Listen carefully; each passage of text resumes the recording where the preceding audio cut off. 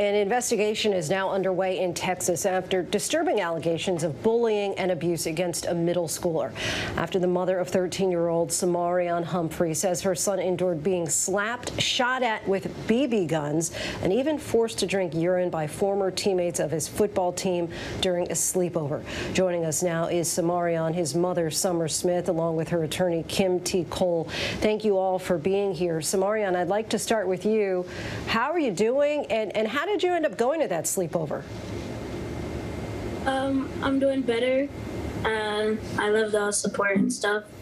So when it came to it, one of the boys, he invited me over during lunch, and I asked my mom, and she was kind of skeptical at first, but then I just begged her for an entire week, and then I guess she just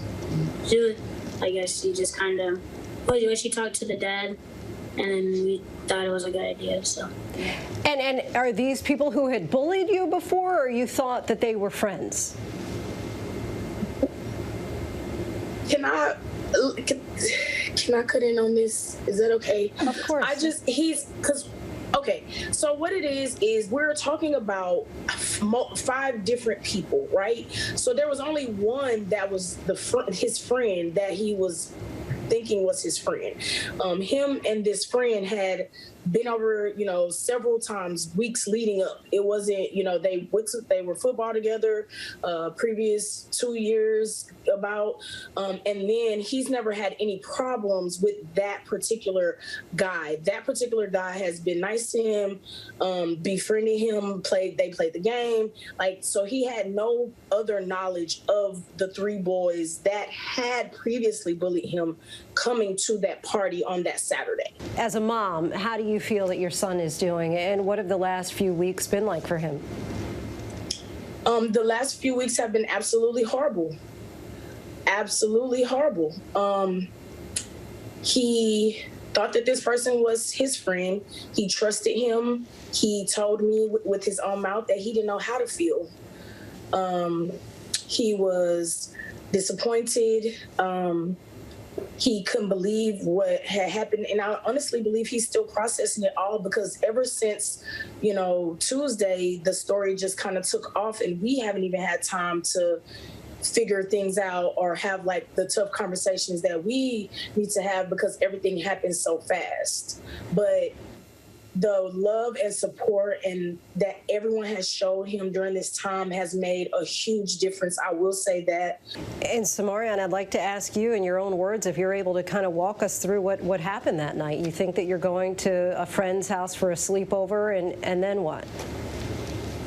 And then these boys, they came over without my knowledge, and then one of them, who I thought was my friend, reassured me that it was all going to be okay, that we had no hard feelings, but I knew that something was going to go down, because the type of people that those boys were, they are not good people. And then, so we were playing video games, and then we go outside. That's when somebody's idea to have, to all get shot at. So, so they all started shooting at me. I didn't have a BB gun at this time. They all started shooting me. And then one shot me in my privates, and then they just pelted me all over my body, and then I just felt so. I was hurting, and then we go back home, and then I was tired, so I went to bed, and then I went to bed, and then throughout my entire sleeping, or slept, they were assaulting me by hitting me and slapping me.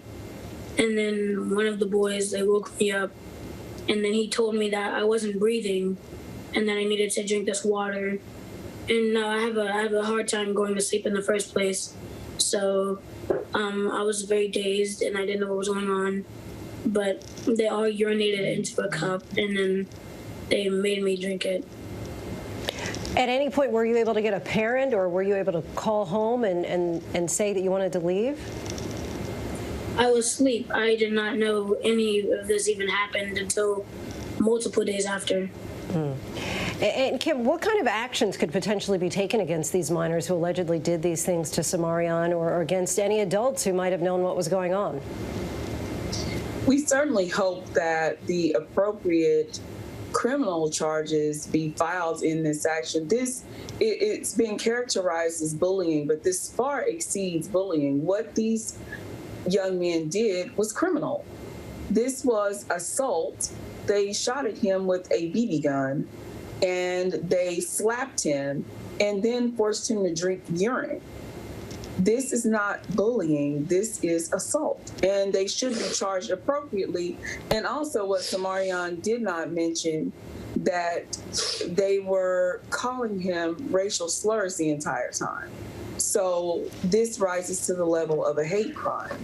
So we would like to see charges brought against all of the young men who assaulted him, as well as the parents who allowed this to happen in their home. So you believe that this was racially motivated?